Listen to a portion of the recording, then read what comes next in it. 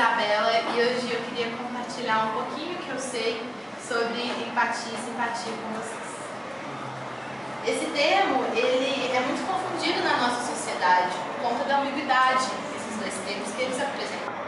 Ambos dizem a respeito de um comportamento humano frente ao sentimento. E essa ambiguidade, ela... Desculpa, gente. Essa ambiguidade, ela é extremamente incorreta, tanto no plano lexical, do conceito, quanto na questão da prática. As duas são práticas totalmente diferentes. E a execução dessas práticas pode levar a coisas totalmente divergentes e, de algum modo, ruins para a nossa sociedade. A melhor forma, então, da gente estabelecer essa diferença é a partir da conceituação desses dois termos. Empatia vem do grego empatheia, que significa literalmente entrar no sentimento dos outros. É você não promover o seu senso de auto-percepção para outra pessoa, de modo com que você considere uma perspectiva diferente da sua. Você está tentando se colocar no lugar do outro.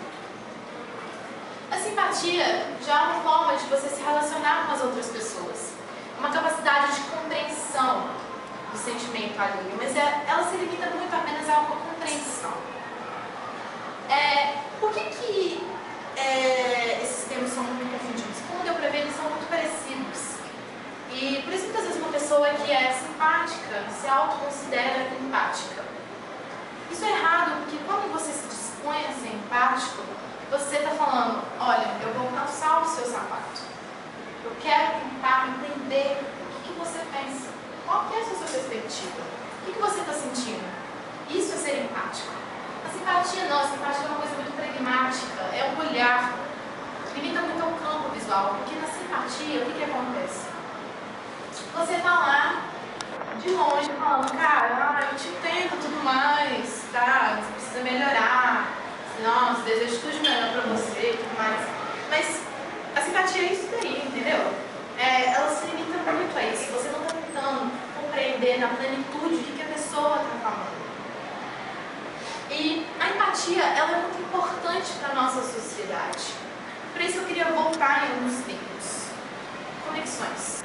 As conexões que nós fazemos, as conexões interpessoais, já foram estudadas por vários campos das ciências. Elas já foram estudadas neurobiologicamente e por vários filósofos ao longo das mais diferentes épocas. Todos eles acreditavam que a sociedade é o que permite essa execução dessa sociedade são as conexões. As conexões são um fator essencial para que exista a formação de uma comunidade e também para o desenvolvimento da nossa.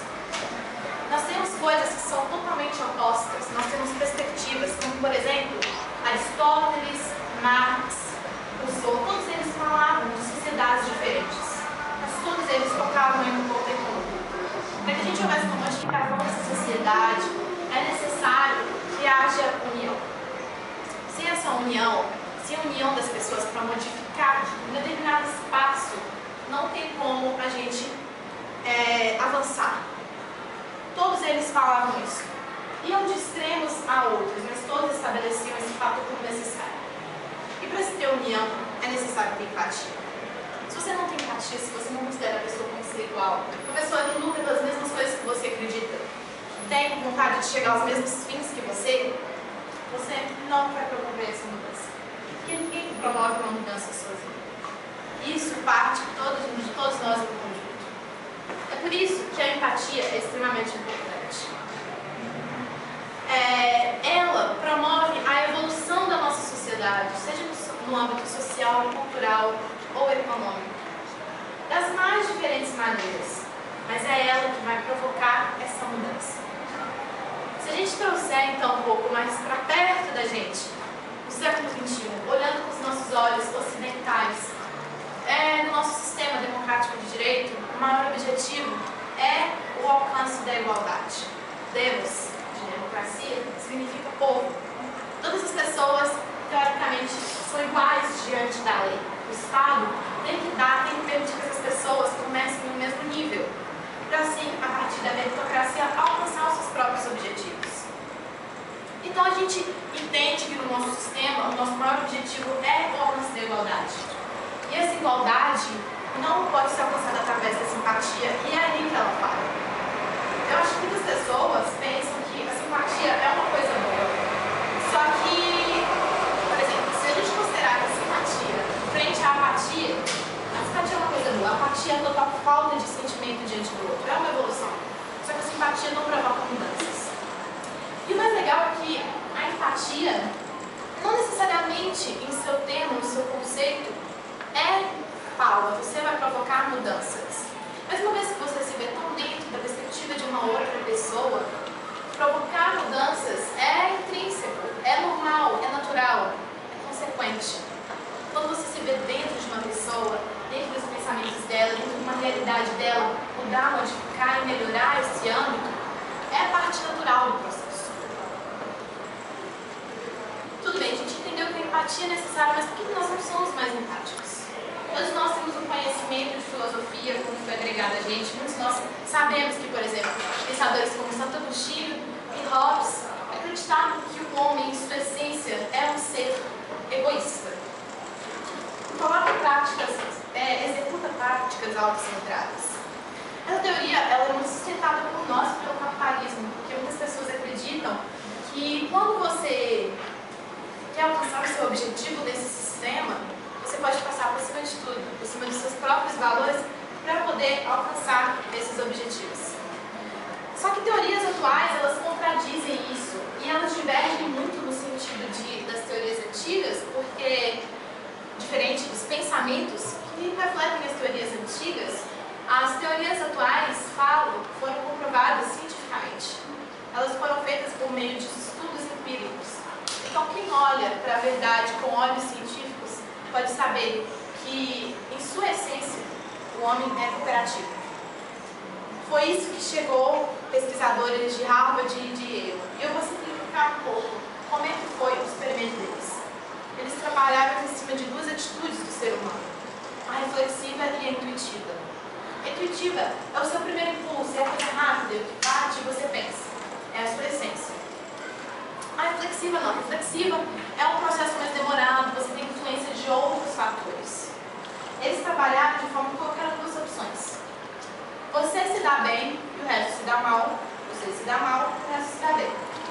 Intuitivamente, a maioria das pessoas assinalou que preferia se dar mal em prol de todo o resto. Isso comprova que na nossa essência nós somos seres cooperativos. Mas então por que a gente evidencia que nesse mundo a gente está faltando com as práticas empáticas? Isso acontece porque as nossas atitudes elas não são produtos somente da nossa essência. E a gente chega extremamente ao ponto. Por que nós não somos mais empáticos?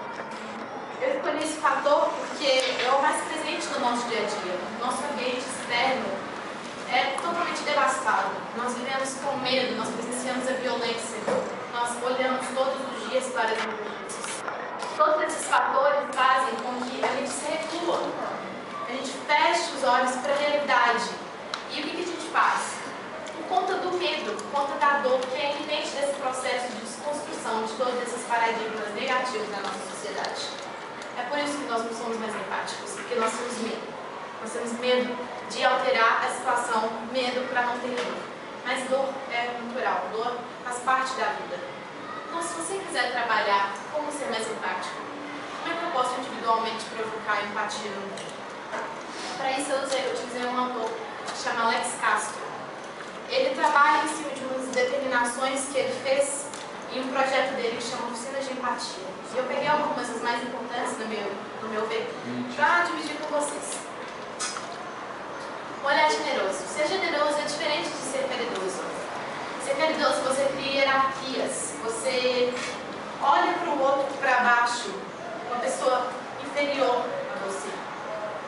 Ser generoso não. Ser generoso é promover um pensamento de igualdade, uma pessoa igual. Por isso ela merece melhores condições equivalentes às minhas. Ser caridoso cria barreiras. E criar barreiras é contra o processo de ter empatia, contra o processo de aumentar as condições. A totalidade. Muitas vezes a gente se vê em um filme onde nós somos os protagonistas e todo o resto são os coadjuvantes. A gente não entende que por trás de cada pessoa sentada aqui nessa sala existe uma história. Todos nós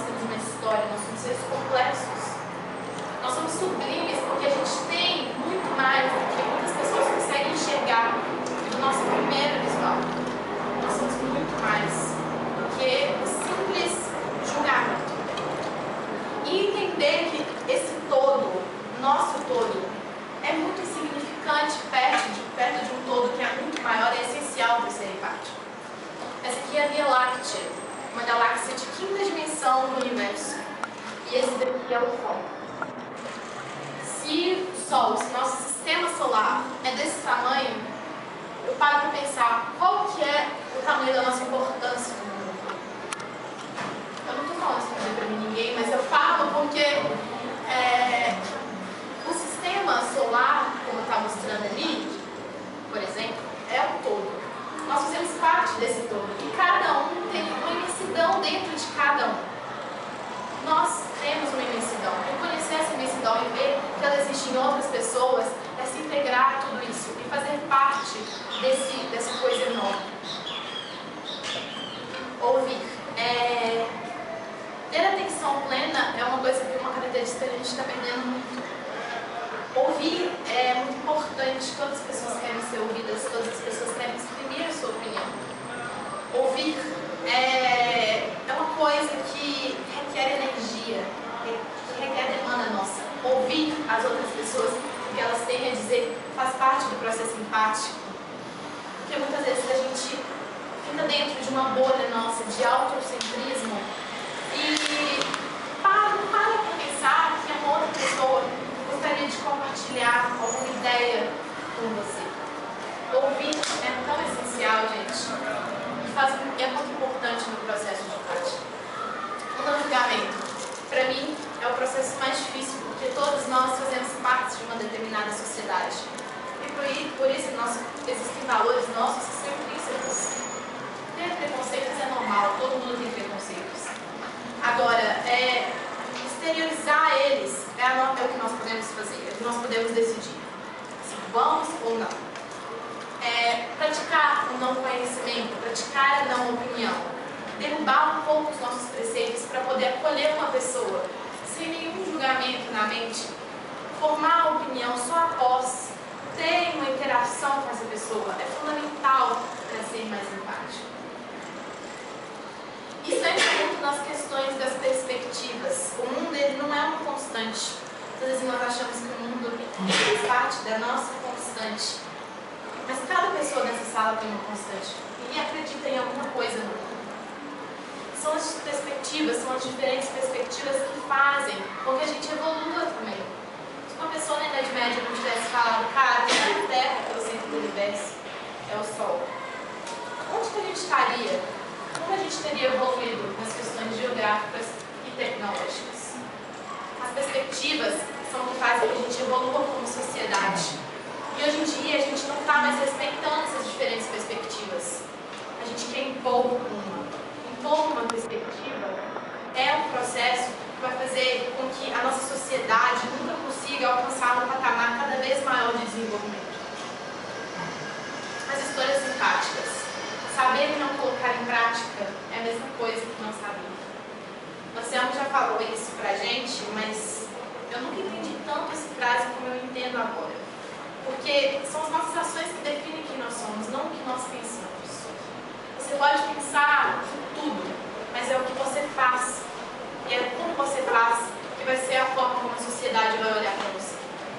Escolher ser empático não é fácil. Se fosse fácil, o mundo seria um lugar muito bonitinho. Mas ele não é. Porque ser empático é difícil.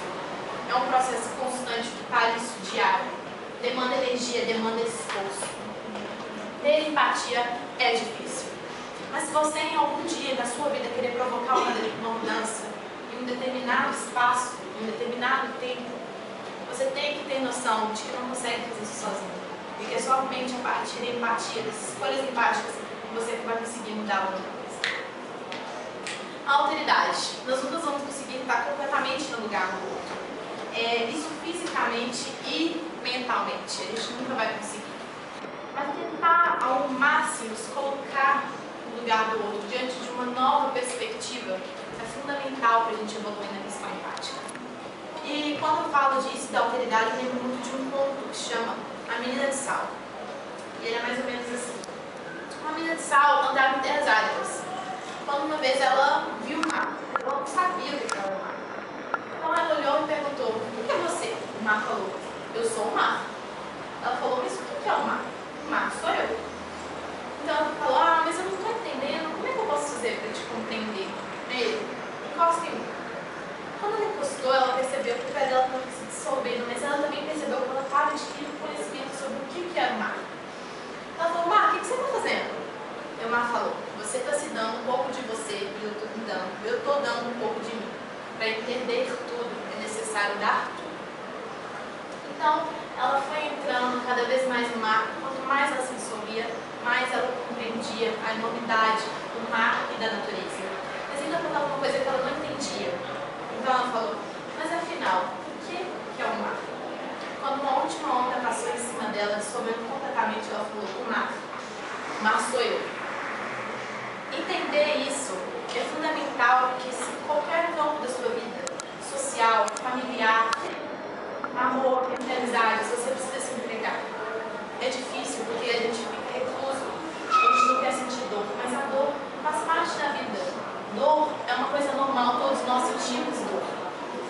A grande diferença é que você quer viver em plenitude a sua vida, você quer que sua vida alcance o máximo de felicidade. Se você quer, você tem que se entregar para tudo que você fizer.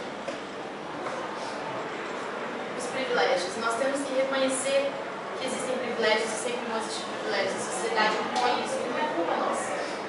Mas nós, como os benfeitores desses privilégios, temos a função de modificá-los, de expandi-los a modo de se tornar mínimo em tudo. Nós somos os benfeitores, nós reconhecemos. É a nossa função mudá-los. Todos esses passos, eles parecem pequenos e irrelevantes, mas eles são muito difíceis. E eu gostaria muito que vocês soubessem que se um dia vocês quiserem praticá-los, vocês tenham noção de que estão dando um grande passo para a evolução da humanidade, para fazer do mundo um lugar mais integralista, um lugar mais justo, um lugar melhor. Dalai Lama uma vez falou que o amor e a compaixão são necessidades, não luxos. Sem eles nós não podemos sobreviver. Sejam o amor, distribuam compaixão e tenham certeza